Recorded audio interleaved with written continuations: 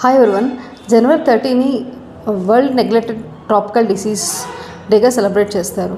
So ఈ neglected diseases అంటే ఏంటి అంటే అవి యొక్క మోర్టాలిటీ కానీ దాని యొక్క సివియారిటీ ఎక్కువ ఉన్నప్పటికి కూడాను వాటి గురించి చాలా తక్కువగా తెలుసుకుంటాం అనమాట. ఫర్ ఎగ్జాంపుల్ చెప్పాలంటే ఇప్పుడు మనం మలేరియా, టైఫాయిడ్ వీటి గురించి అయితే, హెచ్ఐవి కానీ ఇట్లాంటి డిసీజెస్ గురించి అయితే మనము ఫ్రీక్వెంట్గా అది ప్రజల్లో చాలామంది అవగాహన ఉంది, హై ప్రయారిటీ ఇస్తాము. బట్ కొన్ని డిసీజెస్కి మనం అంత ప్రయారిటీ ఇవ్వము, కానీ దాని యొక్క అవుట్కమ్ కూడా చాలా ఫ్యాటల్గానే ఉంటుంది చెప్పాలంటే.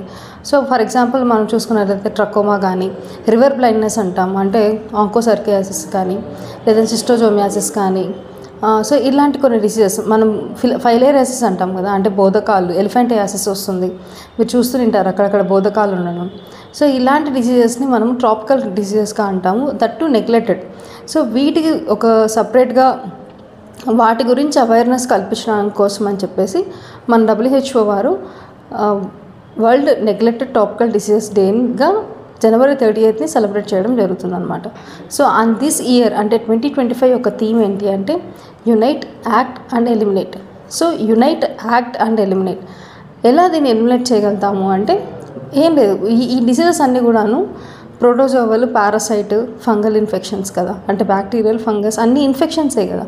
సో వీటిని మనము ఒకరి నుంచి ఒకరికి వ్యాప్తిని మనము అరికట్ట జరిగినట్లయితే, అంటే ట్రాన్స్మిషన్ని మనం కంట్రోల్ చేయగలిగితే దీన్ని మనము కంట్రోల్ చేయొచ్చు అని అంటాం. సో ఎలా దీన్ని కంట్రోల్ చేయొచ్చు అంటే దీని యొక్క వెక్టార్స్ ఉంటాయి కదా. ఇప్పుడు ఫర్ సపోజ్ ఫైలేరియాసిస్కి అయితే మనము క్యూలెక్స్ మస్కిటో అంటాం. సో మస్కిటోస్ని అరికట్టడం వల్ల ఈ ఫైలేరియాసిస్ కేసెస్ కూడా రావడం తగ్గుతాయి. సో ఆ విధంగా అనమాట. ఇంకా అలానే హౌ టు ఎలిమినేట్ అనే పాయింట్కి వస్తే ప్రాపర్ శానిటేషన్, ప్రాపర్ అంటే క్లీన్ వాటర్ సప్లై. సో ఇలాంటివి అంటే ఇంప్రూవింగ్ ద పూర్ హైజీన్ కండిషన్స్ని ఇంప్రూవ్ చేయడం వల్ల మనం ఇలాంటి నెగ్లెక్టెడ్ ట్రాపికల్ డిసీజెస్ని కంట్రోల్ చేసే అవకాశం, ఎలిమినేట్ చేసే అవకాశం ఉంటుంది. దాని బెస్ట్ ఎగ్జాంపుల్ ఇంకొకటి చూసుకున్నట్లయితే గినియా వామ్ ఇన్ఫెక్షన్ అనమాట, అంటే డ్రగన్క్లోసిస్ అంటారు. సో గతంలో స్టెప్ వెల్స్ ఉన్నప్పుడు మనకు వాటర్లో కాలు పెట్టినప్పుడు అవి ప్రొట్యూడ్ అయ్యి బాడీలోకి ఎంటర్ అయ్యేవి. సో ప్రెసెంట్ లక్కీగా మనకి ఏంటంటే ఆ గినియా వామ్ని ఇండియా ఎలిమినేట్ చేయడం జరిగింది. సో ఇలాంటి కొన్ని infections. And for more interesting videos please to subscribe my channel and thank you for watching.